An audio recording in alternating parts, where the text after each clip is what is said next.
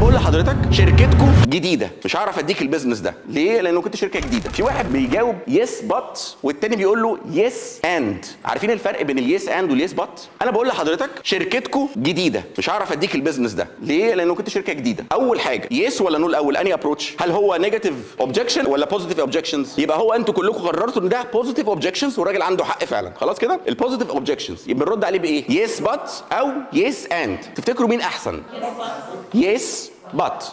لا، يس اند. احنا فعلا يا فندم شركه جديده، تمام كده؟ انت كده اكدت المعلومه اللي انها حقيقه، ولكن احنا بقالنا اكتر من سنتين بكتير قوي، او اكتر من 3 سنين. ده رقم واحد. رقم اتنين، احنا بناخد فعلا كواليتي كاستمرز. صح احنا جداد دلوقتي في الماركت لو خدناه من المنظور ده، بس احنا بقالنا النهارده سنتين مركزين جدا مع العملاء، لان احنا لسه بنبدا وعاملين شغل كويس جدا ومحترم جدا مع الكاستمرز بتوعنا اللي احنا بننتقيهم. فانت حولتي كلامه يس اند. لما تقولي يس بات يعني نعم ولكن، انت اللي قدامك خد فكره ايه؟ هيبدا يرد عليا اهو، هيبدا يحط نفسه في حته ايه؟ ده بيدافع عن شركته. لا كلام حضرتك مظبوط، وعشان كده كذا كذا كذا. العقل البشري بتاعه ساعتها هياخدها بايه؟ هو مش ما دخلتش معاه في صدام، انت خدته بالبلدي كده، خدته على حجرك. تعالى يا حبيبي، ايوه عندك حق، بس كذا كذا كذا كذا.